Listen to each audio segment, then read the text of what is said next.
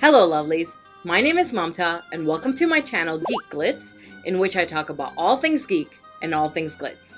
I do fandom and fashion videos and a lot of Harry Potter videos, so check out the link right here for more of my past videos. I wanted to start off this video by saying thank you for 300 subscribers. I'm so grateful that many of you have decided to subscribe and watch my videos, and thank you for all of your lovely comments and support. I truly appreciate it. Today I'm going to be continuing my reread series by covering chapters 3 and 4 from Harry Potter and the Philosopher's Stone. I've been reading from my illustrated copy of the book, and I'll give you some of my thoughts as I look back at moments from these chapters, and I'll show you some of my favorite illustrations as well. So let's get to it. I'll cover chapter 3 first, which is called The Letters from No One.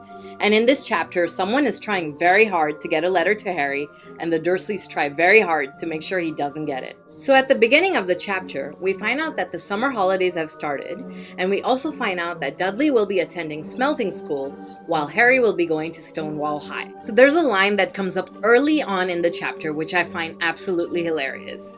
So Dudley tells Harry that they stuff people's heads down the toilet first day at Stonewall. Want to come upstairs and practice? And Harry replies, "No thanks, the poor toilets never had anything as horrible as your head down it. It might be sick." Here we can clearly see some of Harry's iconic sass, and I am living for it. Later on in the chapter, Dudley gets his smelting's uniform, which comes with a knobbly stick that is used for hitting each other while the teachers aren't looking. And there's a line here that says this was supposed to be good training for later life. So this part actually got me thinking, if this stick is part of the uniform, but kids use it to hit each other when teachers aren't looking, then wouldn't the teachers just not care if it happens in front of them, since the school thinks it's good for later in life? Like, am I missing something here? Let me know in the comments what you think about this, because it seems a little contradictory to me. So anyway, let's move on to when Harry gets his first letter. I remember getting actual chills at this part when reading the book for the first time. I loved how specific the letter is addressed. Mr. H. Potter, the cupboard under the stairs. There's something that's just so brilliantly magical about that. Another thing I noticed about the letter is that the Hogwarts Wax Seal is described as purple, and I had forgotten about that, because I'm so used to seeing it in red in the movies. The illustration in the book also shows it with a purple seal, and it's just the funniest picture. Just look at Harry and Dudley fighting Vernon over the letter. I like how it shows Dudley's tongue sticking out here. I think it's hilarious. So anyway, there's this whole exchange where Vernon and Petunia try to keep the letter away from Harry, and I really like how Harry actually stands up for himself here and demands to read his letter. Of course he doesn't get to, but regardless, I do like that he stands his ground here. And since the Dursleys are pretty freaked out by this letter, they decide to move Harry into Dudley's second bedroom. So this whole concept of this second bedroom for Dudley being used for his toys and stuff really annoys me. They could have easily given that room to Harry a lot sooner, but it just goes to show how abusive they are towards Harry and how much they spoil Dudley. So another part that caught my attention is when the content of Dudley's second bedroom is being described, and Harry notes how Dudley had swapped a parrot for a real air rifle. And that made me have a double take. So correct me if I'm wrong and misinterpreting this, but wouldn't an air rifle be extremely dangerous for an 11-year-old? That just makes no sense to me. How could the Dursleys let Dudley have one? Am I missing something here? It just really shocked me. But anyway, let's move on. The letters continue to come in different ways, and I love how the address was updated to the smallest bedroom. I'm kind of surprised no letter made its way directly into Harry's bedroom without the Dursleys' knowledge though. Maybe there is no window in there, but I feel like there has to have been other ways for it to get to Harry without the Dursleys knowing. Because we're talking about magic here, right? There's also the one scene where a bunch of letters come out of the kitchen chimney, and this scene always makes me crack up because it actually reminds me of the movie where we see Harry jumping around trying to grab one of the letters from the air, and there are some hilarious memes and jokes about how Harry could catch a snitch, but he can't grab a letter from the air, or how he's not in Ravenclaw because he didn't think to grab a letter from the floor instead of the air. So I was just laughing when I was reading this part because it made me think of those memes. And one thing I will point out is that I think it's great that this is the first time that the Dursleys aren't giving in to Dudley's demands to see the letter. It seems like their fear of magic takes priority over everything, including Dudley. I mean, Vernon even misses work in order to board up the doors and any openings he can think of in the house, which is a pretty drastic measure. And of course, it's nothing compared to what he does later when he takes the whole family out of the house and drives them around for hours and hours trying to shake them off in order to avoid getting letters.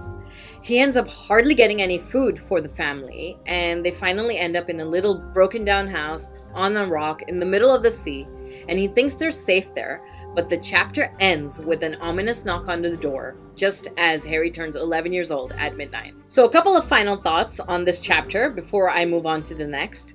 The Dursleys are nuts, the plot thickens, and Dudley doesn't get what he wants, which I am definitely happy with. So let's move on to chapter 4, The Keeper of the Keys, in which Harry finally gets to read his letter and finds out that he is a wizard, and we see Hagrid again. So immediately we start off with Hagrid entering and easily intimidating the Dursleys. He tells Vernon, "Shut up, Dursley, you great prune," which is awesome.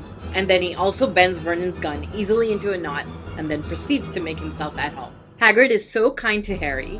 He gives him a birthday cake, and it's the first one that Harry has ever had, and it's just the sweetest thing. And I love how Hagrid starts pulling out various things from the pockets of his coat, like a kettle, teapot, mugs, and sausages as well. He's kind of like Santa Claus here. Then Harry's still pretty confused about who Hagrid is, so Hagrid tries to explain that he's from Hogwarts, and Harry's like, "What's that?" And Hagrid goes nuts at the Dursleys for not explaining anything about the magical world and Harry's parents to him. I love how he keeps putting the Dursleys down here. It's very satisfying to see them getting yelled at and intimidated by Hagrid after all they've put Harry through. So Hagrid finally tells Harry the truth. "Harry, you're a wizard." And Harry's like, "I'm a what?" And this moment, guys, chills. I love it in the movie too, with the Hedwig's theme music building up, and it's all just so wonderful. So Harry finally gets to read his letter, and it's amazing. He finds out that he has a place at Hogwarts School of Witchcraft and Wizardry, which is awesome. Hagrid then pulls out an owl from his coat, a real live owl, to write to Dumbledore that he found Harry and gave him his letter. And the image of the owl here is hilarious. He looks so ruffled looking and bored, I just think it's perfect. So of course the Dursleys now burst in and tell Harry that he can't go to school, and Petunia finally says the most words we've ever heard her say. She goes off on a rant about her sister Lily being a witch and a freak, and her parents were so proud of her.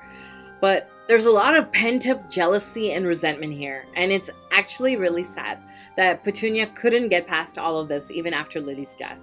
I feel sorry for her in a way, but then I also think the way she treated Harry is definitely inexcusable. So anyway, Harry then also learns how his parents really died and finds out about Voldemort, you know who, and how he killed his parents and tried to kill Harry and failed. Hagrid talks about how it's a mystery why they were targeted, but we know the truth that it was all because of the prophecy, which we find out about later in Order of the Phoenix. The way Rowling lays out plot points in earlier books for reveals in later books is amazing. It's one of the main reasons why I love this series so much. It's so well written, and the world she has built here is just incredible. So anyway, Vernon again tries to stand up to Hagrid, and Hagrid isn't having any of it. And then Vernon says, "I am not paying for some crackpot old fool to teach him magic tricks." Which, of course, angers Hagrid, and he ends up giving a pig's tail to Dudley. Now, it's funny that this happened, and maybe Dudley deserved it a little, but I think it's kind of cruel to abuse wizarding power like that on a muggle, even if it's people as vile as the Dursleys. So anyway, the Dursleys run away into the other room. Hagrid gives Harry his coat to use as a blanket, and then the chapter ends. So yes, this is definitely one of the best chapters, because it's so nice to see Harry learn the truth about himself and his family, and it basically is a moment that just changes his life. Hagrid is wonderful to Harry, and it's just a great setup for all the other magical things that are to come in Harry's life. So I'm just going to mention a couple of my favorite images from these chapters. I really wish there was an image of Harry stepping on Vernon's face when Vernon was sleeping under the mailbox in chapter 3. That would have been really funny to see. But we still got a couple of great pictures of Vernon, like the fighting one that I pointed out earlier. And then there's this one of Vernon rowing a boat to the shack. And then another favorite of mine is this one of Hagrid. He's got like skulls and bones on his scarf and his huge coat on. Then there's the bored owl pic that I love and I just had to show again. And then there's this fantastic image of Dudley's butt with a pigtail. Poor Dudley though. And then this last image in chapter 4 of the house on the rock with the light shining inside because of the fire that Hagrid made. So there you have it. This was a relook at chapters 3 and 4 from Philosopher's Stone.